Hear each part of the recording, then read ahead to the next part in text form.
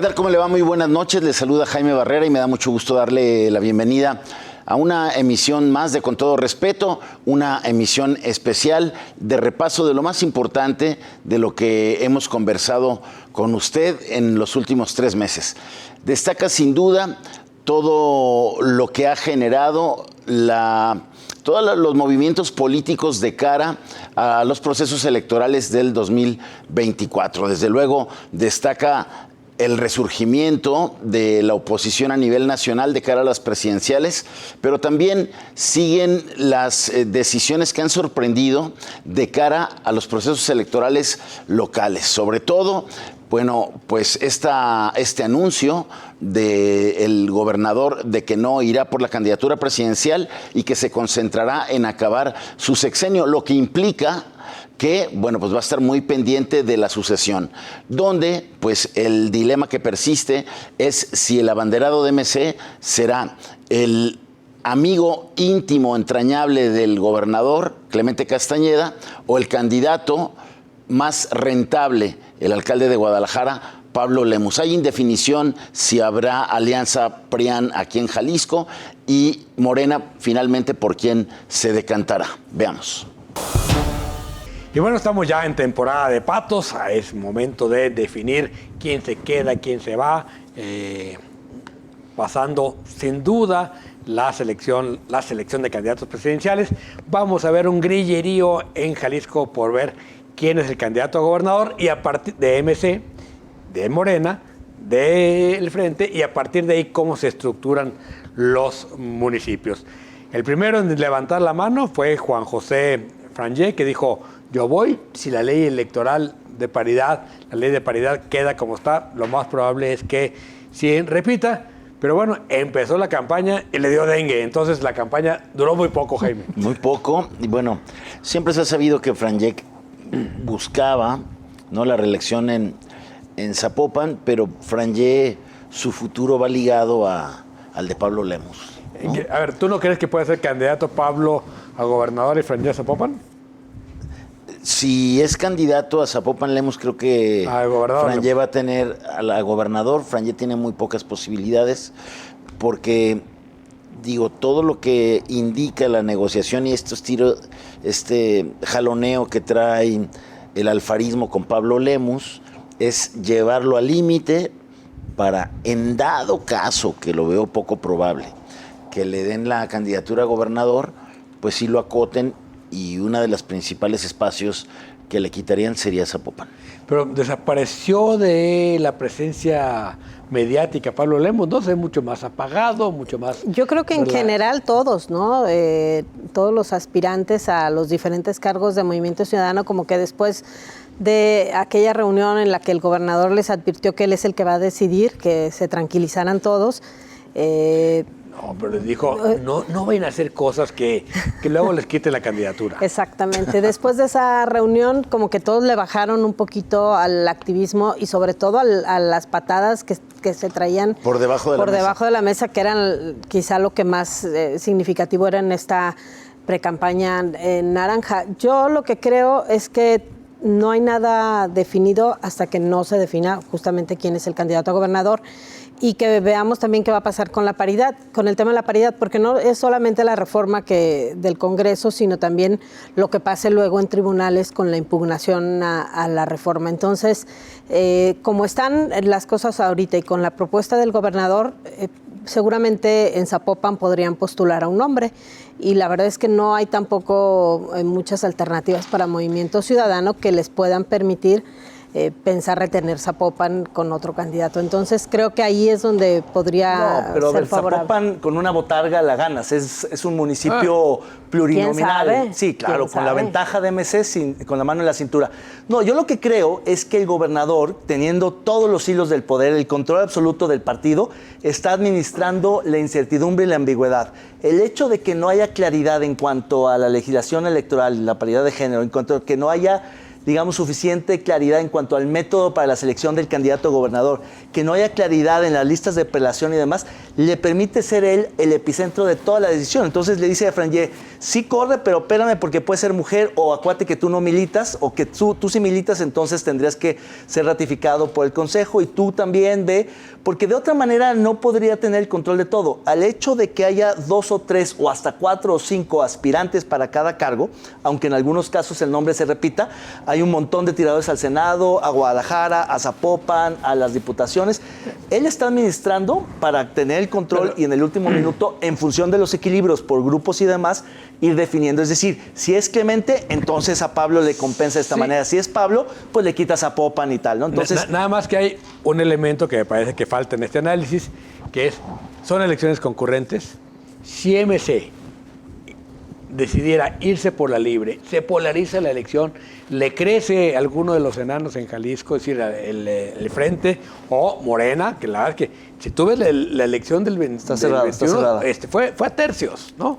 Entonces, si se equivocan... Y además hay encuestas que ponen la marca Morena. Pero ojo, yo arriba creo que que la MC alianza ahora. con el PAN, que es el importante aquí, el PRI-PAN, ¿es de facto o de jure? Va a haber, porque sí va a haber, independientemente de lo que decida Dante y México. Yo no estaría tan seguro, porque yo sí creo que, digamos, si MC no va a la Alianza Nacional, se la van a cobrar también. Claro. Pero siempre ha comprado a los partidos opositores Claro. para que jueguen con ellos de manos caídas. Una cosa es que no se sumen formalmente a la alianza. pero- Bueno, nada más ya ve el quedó claro papel que las del burocracias PRI, nada pueden más ser ve el papel rebasadas. del A ver, PRI en la eso reforma sí. electoral. A ver, yo creo que el frente opositor difícilmente se va a repetir en Jalisco. Creo que, por ejemplo, con el PAN hay una alianza de facto con MC que no veo que se vaya a romper para el 24. Y por ahí la señal que da Enrique Alfaro cuando visita a Clemente y le dice ya el Pache está bien para lo que viene. No sé si ya es algo como que la señal final ahí de que a como sea se arriesgará con Clemente Castañeda. Digo, a ver, yo creo que evidentemente el gobernador, al igual que el presidente, sí tienen la decisión, pero no se va a equivocar políticamente. Es decir, no se va a arriesgar a perder la elección. O sea, lo único peor que Pablo Lemos Por sería más desconfianzas que Claro, tenga es de lo Melí. Claro. Pero aún así creo que MC va a volver a apostar y a jugar rudo por el voto útil para montarse en la polarización. Es decir, en el eje que ellos se mueven, que se disloca un poco de la polarización nacional, ellos se van a alinear de tal suerte que digan, es Xóchitl, es Lemus o Clemente, y es Frangé, y es fulano, y es perengano. Ellos van a querer emularse en esa línea. De hecho, que le salió bien en el 12, por poco le ganan a Aristóteles con esa jugada. Exactamente. Se alinearon con y le van a hacer con el sándwich PAN. a Gamos y a Futuro, y es un poco el juego. Pero o sea, yo lo veo mucho más compleja esta elección, porque va a ser una elección tan polarizada a nivel nacional, ¿sí? Que eso va a polarizar la elección local, Sonia. Claro, y además creo que, como bien señalan, el PRI y el PAN han jugado un papel en lo local mucho más pegado a MC que a sus dirigencias nacionales. Pues hasta Morena. Exactamente. Entonces, yo creo que eso no hay que perderlo de vista en lo que suceda finalmente, porque sí, y además son partidos que aquí no tienen candidatos fuertes. Y entonces, no va a haber una exactamente. Xóchitl que surja No, para el PAN o el PRI. No hay. Entonces, ese va a ser conjunto vacío. Lo va a ocupar el candidato MC y al contrario, va a decir, yo estoy con Xóchitl, o sea, y va a haber negociación de facto. Yo sí creo que la pueden lograr ahí y sobre todo si Alfaro anuncia en los siguientes días, que mi opinión es que sí se va a ir, al menos a la precampaña, a levantar la mano, a hacer ruido y a disputar la Y a decisión. gastar dinero. Ya no tenemos la sección de apuestas, pero ahora, Sonia, ¿se va o se queda el gobernador? Yo creo que se queda. Se queda. Jaime, Va. se va. Diego. Va un poco a jugar. Yo también creo que se va, y se va, entre otras cosas, porque está muy aburrido ya aquí. ¿No? Sí, No le gustó ser gobernador. No le gusta ser... Le gusta ser candidato. Le gusta ser candidato, Él no le gusta gobernar, cerrar. candidatear. Y se va a ir, lo que no es a qué, pero yo creo que lo que nos va a avisar el viernes es que se va, que nos deja en buenas manos. Enrique Ibarra o Hugo Luna. Enrique Ibarra, no. ¿Cómo crees? Enrique Ibarra o Hugo Luna. Ojalá que Enrique Ibarra. No, ojalá, pero ese es el deseo, pero ¿qué crees que va a pasar? Enrique Ibarra. Híjole, a mí me dicen que Hugo Luna. Yo también creo que Hugo Luna. Se la va a cumplir, o sea, órale. ¿ya? Porque Enrique Ibarra está Ahí están las cansado. apuestas También ya para se la semana que entra. Eso Ya dicen, no hay la apuestas, verdad es que oye, sí, eso Oye, dicen. regresaste eso de las apuestas Ya no hay apuestas al de este doble. programa. Vaya apuesta, Diego, buena quiniela. Bueno, ¿Se vete. va o no Alfaro y llega Luna o Ibarra? Y como el premio ya no nos lo dan aquí, que el que ganó fue el otro, vamos a poner una botella de whisky y nos la tomamos entre todos. Va. Pero yo ¿Parece? tomo tequila. ¿Qué? Yo tomo tequila. Ah, qué mala Pues onda. una de tequila y una de whisky y vamos. Ah, qué mala onda. Bueno, Muy bien. Pues ahí está. El escenario local se está poniendo también interesante. Hay muchas cosas que se están moviendo y no podemos pensar que todo está planchado. Esa es la sensación que suele haber siempre previo a una elección. Pero las elecciones, Sí, señor. a fin de cuentas, tienen esta función que, como decía bien David, es la incertidumbre como elemento esencial de la democracia. Pero todo este tema tiene que ver con lo pesado y lo conflictivo que se está poniendo el proceso preelectoral interno también en MC, en donde, bueno, lo importante es ver también dónde se posicionan las mujeres. No fue fortuito que tanto Verónica Delgadillo como Mirza Flores, que es senadora y diputada federal, hayan levantado la voz para reclamarle a Pablo Lemus este hecho. Pero ¿tú cómo ves, Jaime? Pues sí, el tema volvió a desatar las diferencias internas que hay en MC y el dilema en el que siguen y que tiene atorada su sucesión por ver si dejan que Lemus sea su candidato a gobernador o no. Y eso, pues lo aprovecharon la senadora y la diputada, pues para darle otro raspón a Pablo Lemus, ¿no? Sí. Ya el tema de la defensa de la agenda feminista, pues la hablaremos en el otro segmento ahorita que veamos una fotografía, pero aquí lo hemos dicho, es claro que no hicieron sentir la mayoría de mujeres de la bancada de MC, pues toda la influencia y todo lo que se habían propuesto al principio de la legislatura, cuando pues por los resultados electorales se convirtió en la primera legislatura con una mayoría de mujeres diputadas, digo. Pareciera que MC está en un dilema, ¿no? Sí, Interno. a ver, es que más que un dilema, yo diría, la política en general sigue siendo de machos, Claro. pero el machismo de MC se pinta solo, ¿no? Es decir, Mención honorífica. Mención honorífica a MC Jalisco. Es decir, a ver, las mujeres, ¿sí? Todas son cuota, ¿no? Claro. No hay en el equipo de decisión una sola mujer. ¿No? Claro. En los grupos de decisión de MC, ni los que están decidiendo las candidaturas, siempre fue- ni los que están decidiendo la legislación sobre género, hay mujeres. Bueno, siempre fueron los Tlajomulco Boys. Son Tlajomulco Boys, son el grupo de cuates de la prepa, ¿no? Literalmente, que se van haciendo. Pero Pablo Lemus, ¿no? Diciendo, a ver, ¿para qué tiene que decir eso? ¿No? Es Pues para nada. Es lo que tiene que ganar la candidatura. De nada le servía decir, ya está amarrado que va a ser hombre en Jalisco, ¿no? Sí. Es que tampoco le entiende mucho a los temas de igualdad de don Pablo. No, a ver, porque también tuve el sector empresarial de Y es profundamente estado, machista. Es profundamente Yo creo machista. que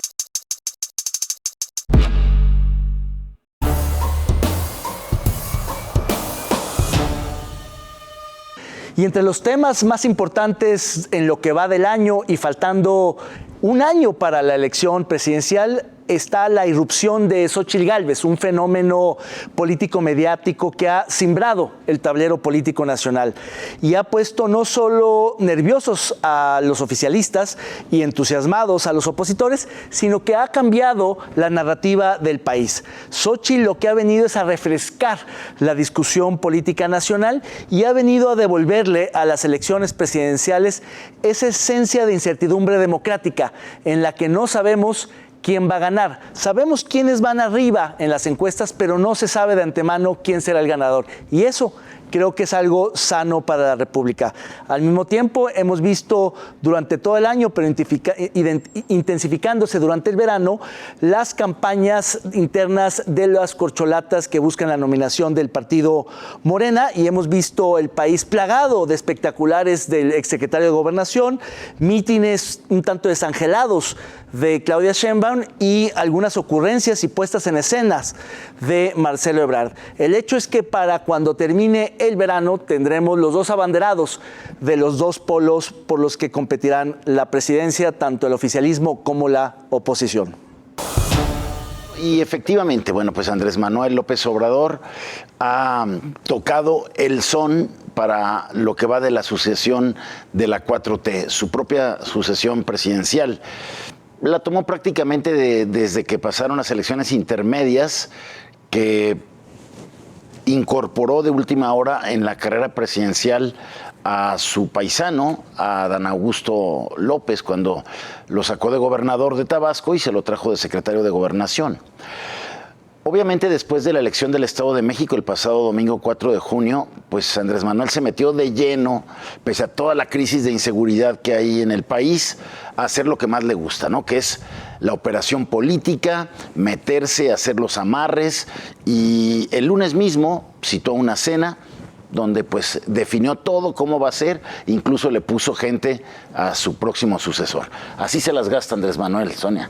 Sí, el control total tiene del proceso. Creo que muchos seguramente le tienen envidia en otros partidos políticos. Alito, imagínate Alito que tuviera ese poder o cualquiera de otro partido. No, a mí me parece que sí, o sea, tomó las riendas desde la forma en que lo cita a unos pasos de Palacio Nacional. Sí.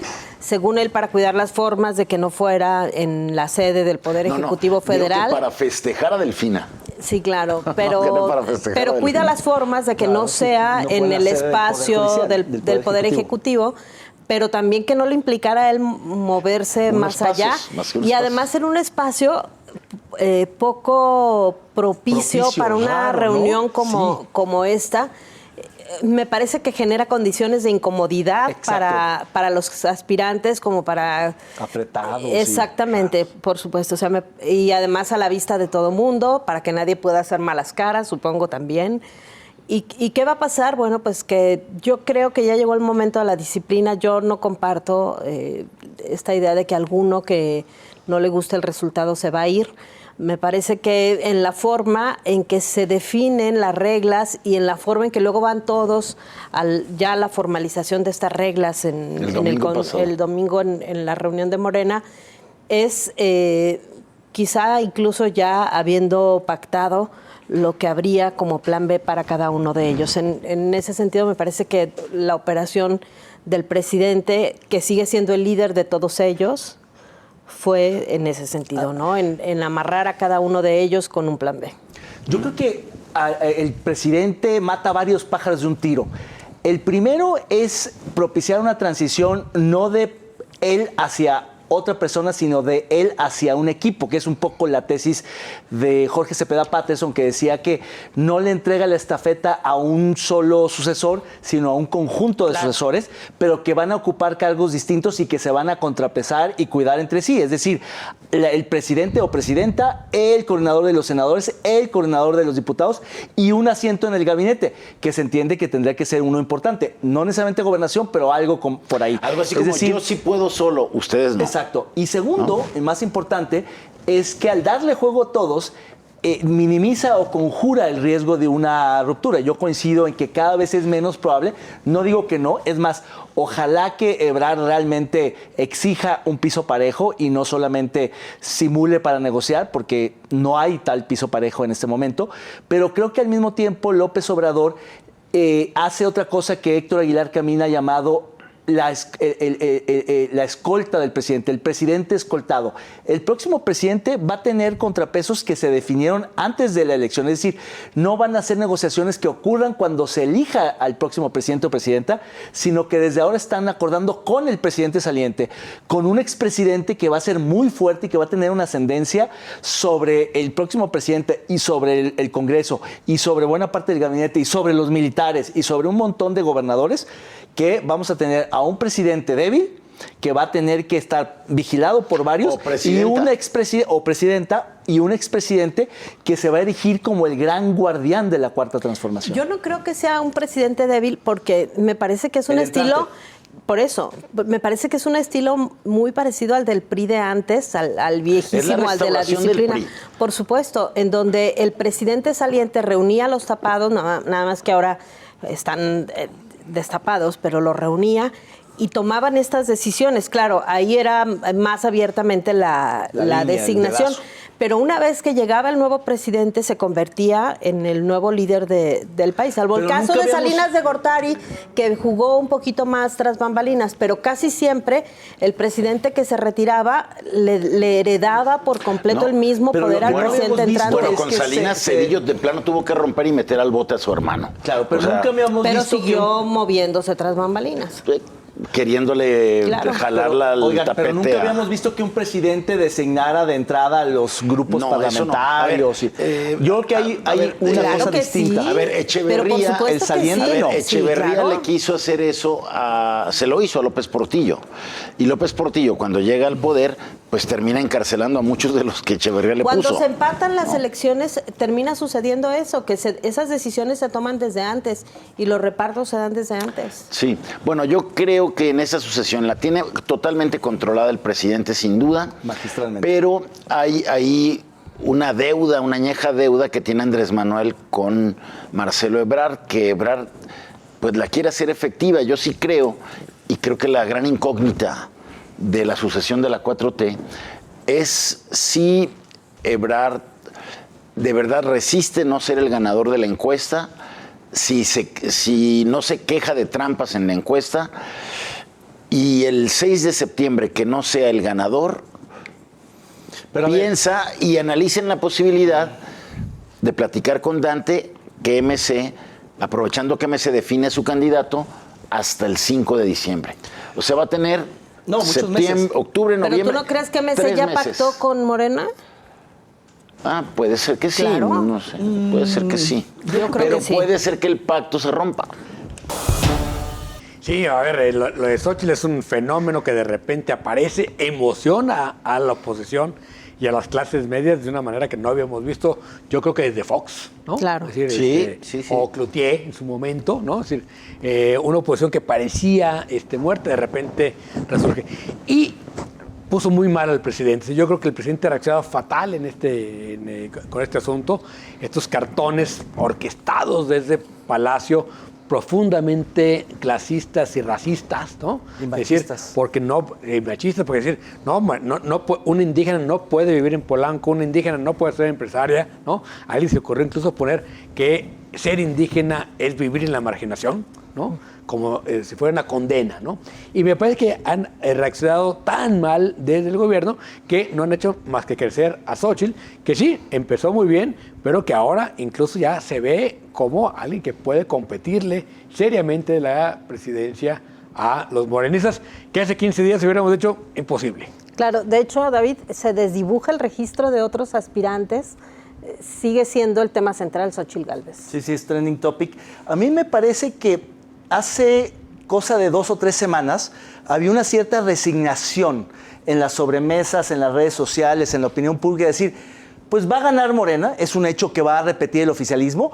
La cuestión es absolutamente interna, todo el mundo decíamos, es entre corcholatas la pelea. Se adelantó un año la elección, el 24 es trámite, la buena es este verano. Cuando salga la encuesta sabremos quién será el próximo presidente o presidenta.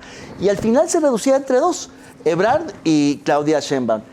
Xóchitl cambia esa conversación, es lo interesante, independientemente de que simpatices, de que te guste, de que la apoyes, de que lo que sea, el hecho de que haya vuelto a ser incierta a la elección, que genera incertidumbre democrática, que es la esencia misma de un régimen democrático, lo hace interesante porque quiere decir que no está escrito el futuro como quisiera López Obrador. Haberle arrebatado no solo a Claudia todas sus banderas feministas, de mujer, de abajo, de esforzada, etcétera, sino al presidente decirle sí se puede, yes we can, es un poco ese discurso de Obama que viene, no, dime todo, pero no me digas que no puedo porque siempre he podido. Es muy poderoso y está moviendo muchas conciencias. Ojalá mueva también votos. El presidente dice, Jaime, que está Claudio X González y todos ellos detrás de Xóchitl. ¿Podremos creer que es de esa manera? A ver, es la narrativa de Andrés Manuel López Obrador con la que quiere electrocutar erróneamente a Xóchitl Gálvez y está causando todo lo contrario. La está fortaleciendo porque además Xóchitl ha tenido la habilidad de contestarle de manera muy inteligente, ¿no? Al decirle, a ver, usted es un macho que no cree que una mujer puede llegar por sí sola a conquistar espacios, a tener éxitos, ¿no? usted solo respeta a las que usted impone.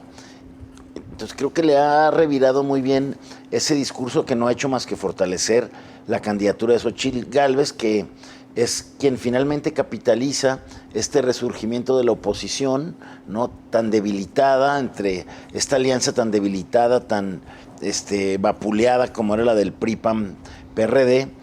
Creo que el surgimiento, lo bien que hacen hace un par de semanas, pues yo creo que Xóchitl ha arrebatado todo eso, ha emocionado nuevamente al electorado, nos hace pensar que hay tiro, que no está todo decidido, como lo planteaba David, y que, bueno, pues vino a dar una opción entre 14 precandidatos de oposición, pues que no emocionaban y que no prendían y que no le decían nada a nadie. Claro, porque además se da una situación muy curiosa, Diego, que es en lo que parecía la crisis de la oposición al definir las reglas, que empezaron a bajarse y que se podía pensar que los que se bajaron iban a hacer ruido o iban a empezar a generarse fracturas, como la que se dio justamente en el PRI con la salida de los senadores y los presuntos 300 líderes priistas. Pero ni esto le ha pegado al proyecto de Xóchitl Gálvez, ¿no?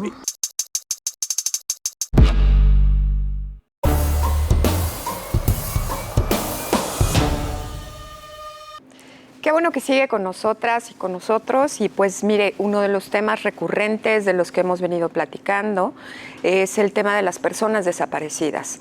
Entre ellos, por todos los escándalos o los actos públicos de desaparición que han sido mediatizados y que han dado lugar a mucho debate.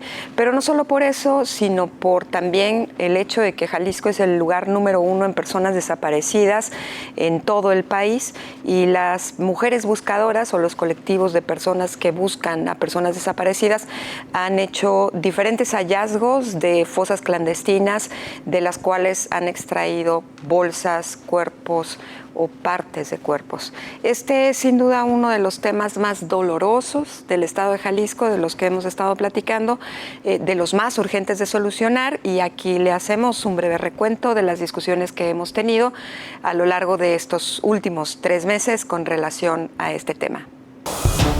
Bueno, y ahora se habla de lo que hemos tratado aquí, Sonia, de cómo hay muchas diferencias entre las cifras de desaparecidos del gobierno federal, del estatal y algunas otras cifras que hacen quienes también llevan sus propios conteos, como el exrector de la Universidad de Guadalajara, claro, Víctor González. Sí, esto del Censo Nacional de Desaparecidos lo propone el presidente Andrés Manuel López Obrador cuando le plantean el tema de Jalisco y la grave crisis que se está viviendo, y cómo Jalisco ha estado maquillando las cifras de desapariciones y de sitios clandestinos, y además ya de una manera muy descarada, porque, por ejemplo, en el cierre del mes anterior no se incluyen los sitios clandestinos como este que se encontró en Zapopan, o el que se había encontrado unos días en Puerto Vallarta, o el que estaba en Tlajomulco de donde Zúñiga. hallaban 100 bolsas. Exactamente, no se incluyen estos sitios, no se incluyen los cuerpos ahí rescatados, pero además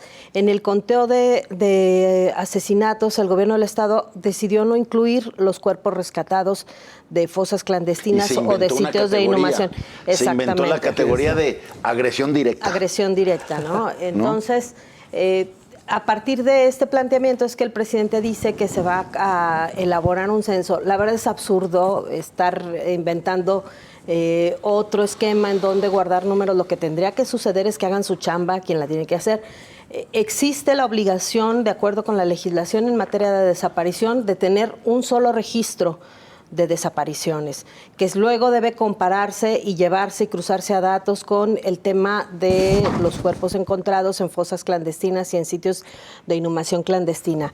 Y esto no está sucediendo, es lo que lleva a que precisamente las personas no sean localizadas, o que se den casos tan tristes como los cuerpos que son hallados y que se pasan hasta años en los servicios médicos forenses. No necesitamos otra forma de contar muertos, claro. Lo que necesitamos es que se hable con la verdad. Además, Encinas se dedicó a eso desde que empezó el sexenio, ¿no? Sí, a mí no me parece mal que se al menos reconozca que la forma de contar está mal o que puede mejorar. No sé si sea volviendo a la forma original, al método inicial y darle mayor rigor, o plantear un método alternativo que pueda suplir. Pero mejor revisa lo que ya tienes. Pero en todo caso me parece que hay un reconocimiento tácito del gobierno federal a una contabilidad dudosa que resulta polémica y que no le conviene al gobierno porque le resta mucha legitimidad. Es tan delicado, es tan sensible el tema que no tendríamos por qué estar discutiendo esto. Es decir, tendría que haber mucho más empeño.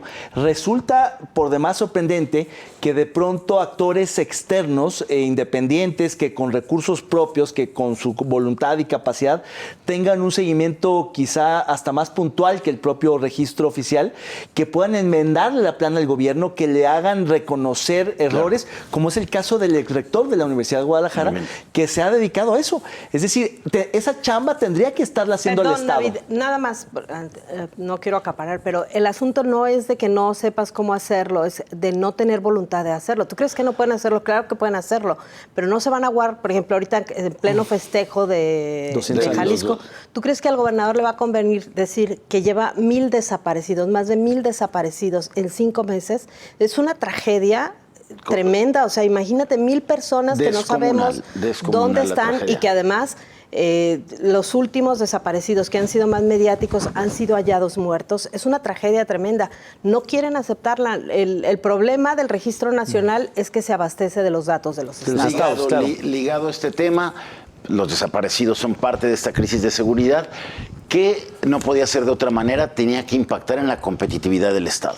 Claro, y la competitividad entendida como el desarrollo. El IMCO al final del día mide el desarrollo, le llama competitividad porque así surgió, pero como se correlacionan todos estos delitos y estos indicadores, por eso en esta crisis de desaparecidos, de violencia, de inseguridad y demás, pues claro que le pega a la corrupción, porque finalmente pues hay mucha corrupción en la denuncia, en los trámites, en todo ello, y eso pues ya terminó de impactar en la percepción de los jaliscienses. Así es, y de los que hacen negocios, en este caso, ¿no?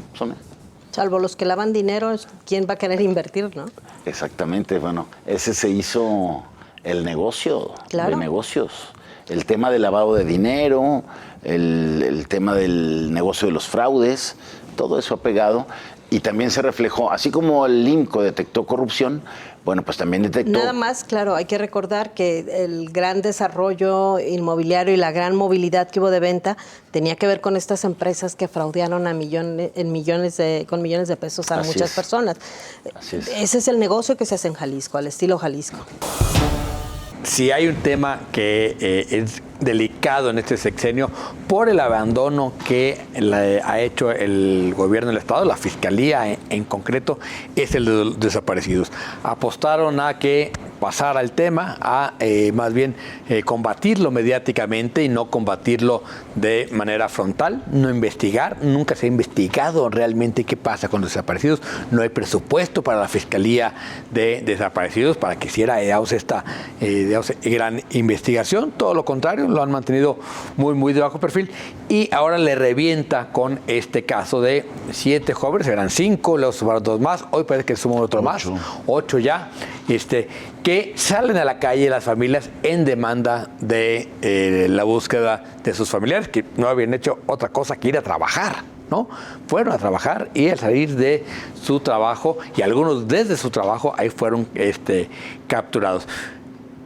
Esta vena del gobierno de lo primero que hace es criminalizar a las víctimas, me parece que también es delicadísimo, se le puede revertir muy fuerte al gobernador, porque inmediatamente ese sembrar la duda de quién sabe en qué andaba, por qué se fueron, quién sabe qué, y meten este tema que sí es muy fuerte, que tiene que ver con los fraudes que denuncia el Departamento del Tesoro, la AFAC en Estados Unidos, y que el FBI estima que puede andar ya en los 20, 40 millones de dólares de desfalcos a ciudadanos estadounidenses en Puerto Vallarta. Es el momento delicado en el que está, aparte de los reclamos de la falta de atención al gobierno estatal, esta tentación en la que caen siempre los gobernantes de buscar otras explicaciones para quitarse la presión o la responsabilidad, ¿no? Sí, claro. Yo creo que estos casos se vuelven muy significativos porque me parece que no nada más hay un desdén de la autoridad o un voltearse a la autoridad, sino incluso de la sociedad algunas veces, ¿no? Como si este tema de las desapariciones estuviera sucediendo en otro lugar y nos es ajeno. Cuando los casos son como estos, en donde estamos hablando de jóvenes que que estaban en un trabajo, creo que esto hace que impacte más, que es lo mismo que sucedió con el tema de los 3 estudiantes o los chicos de San Andrés o incluso con los hermanos Camarena de Ocotlán, ¿no? Me parece que son casos que se vuelven muy significativos, o la desaparición de Wendy, esta niña que venía de San Pancho a Guadalajara. Cuando la gente siente pues que no es un problema ajeno a quien no tiene nada que ver con la comisión de un delito. Esa es la primera parte que hace que estos casos sean muy impactantes. Luego está, pues justamente, el gobernador no había hablado de desapariciones. Es un tema que no está en su agenda. Y lo hace en un tuit súper desafortunado, en donde contribuye a esta narrativa de la criminalización, en donde le echa la bolita a la federación. Y además no aporta ningún elemento. No hay una investigación formal, y si hubiera una investigación formal no tendrían por qué darse a conocer las líneas de investigación, porque entonces lo que estás haciendo, si realmente era un centro de operaciones para cometer fraudes y ya alertaste a quienes cometían este delito que estás buscando por esa vía, yo creo que estás poniendo en riesgo a los chicos y se los llevaron. Me parece un manejo súper desafortunado, muy triste para las familias. Hoy la hermana de Arturo, que estuvo dando entrevistas, que estuvo contigo y en otros medios, decía esto, ¿no? Imagínate que tú eres una familia común y corriente como cualquiera y de pronto te topas con una versión como esta de la autoridad cuando tú no habías tenido contacto nunca con la delincuencia organizada. Me parece muy irrespetuoso y muy triste para las familias. Yo le pregunté, ¿no?, a Cecilia cómo había llegado Arturo al call center y dice, bueno, pues como llegan todos. Un amigo de un amigo, ¿no? Una amiga de un amigo le dice, oye, pues ahí hay chamba, él ya había trabajado en otro call center, andaba buscando chamba, como cualquier joven alguien de que clase hablara media, inglés, ¿no? Exacto. Hablaba inglés y dijo, pues de aquí soy, ¿no? Entonces, no hay, la manera en que da a conocerlo la fiscalía, siempre dejando el dejo de quién sabe en qué andaban metidos. Esa parte me parece que no solo es desafortunada, es criminal. Cuando hay uno que apenas iba a ir a solicitar la chamba, además, uno de los que desaparecen. Fue a solicitar la chamba, ni siquiera había trabajado ahí. Claro. ¿No? Y bueno, y volvemos al tema de qué ha pasado en Jalisco de estar como la entidad donde más se padecen las desapariciones.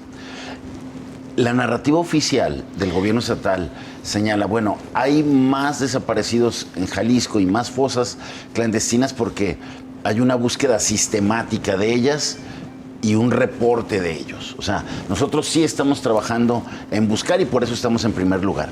Creo que es un discurso y un esfuerzo insuficiente. Pero no es el primer lugar, es el número. Lo que hace falta es, es detener a los raptores. Jalisco tiene ya muchos meses en el primer lugar nacional en desapariciones y esto tiene que ver con las denuncias, o sea, no es si buscas o no buscas, estas son las denuncias que se presentan.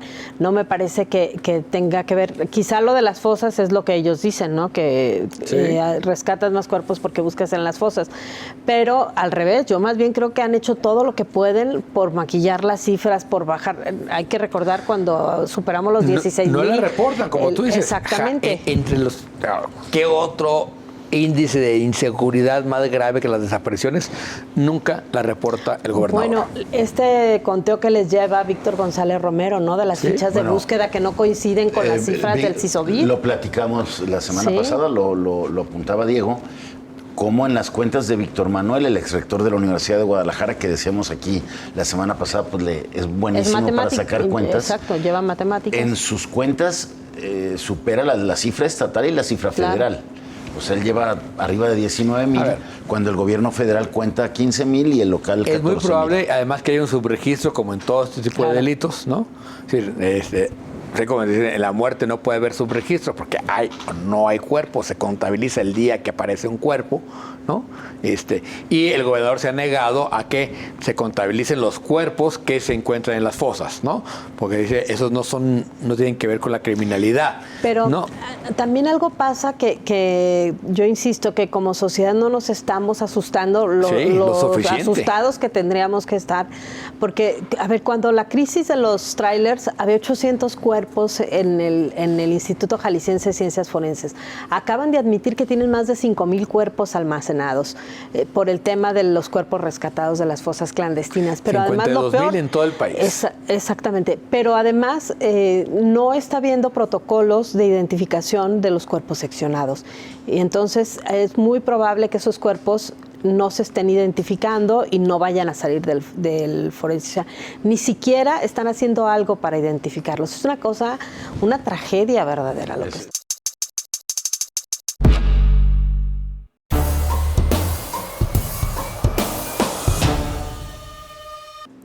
Tras la muerte del exrector de la Universidad de Guadalajara, Raúl Padilla López, la posición de la directiva universitaria del llamado Grupo Universidad cambió diametralmente.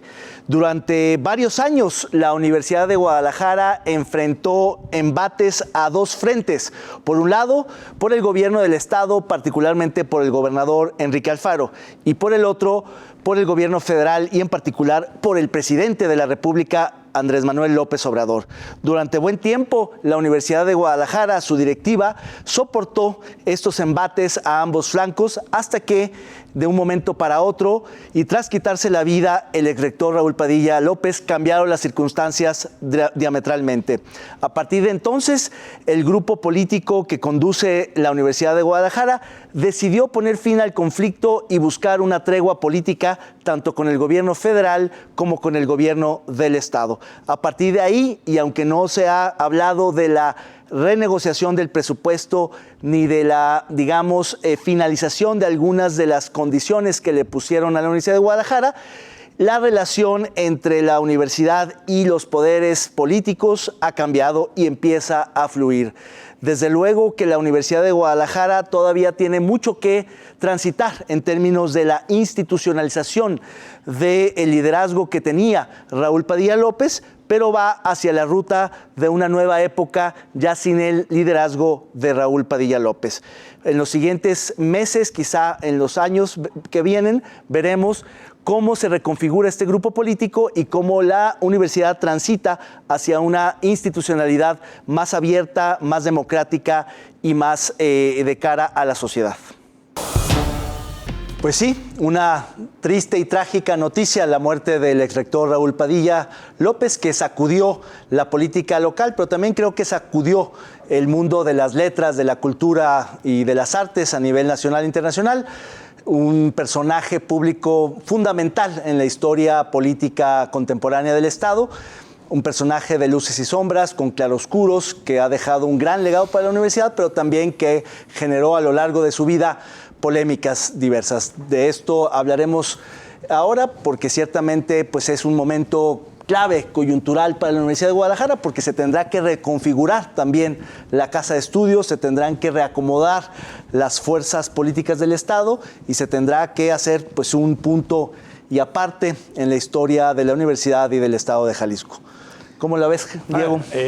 Uno coincide en que estamos ante la muerte del político más importante de Jalisco del último medio siglo, ¿no? Es decir, nadie había logrado tanto poder y además lo hizo sin ser jamás ni gobernador ni presidente municipal. O sea, que se quedó con muchas ganas de serlo. Se quedó, seguramente, pero nunca lo fue, ¿no?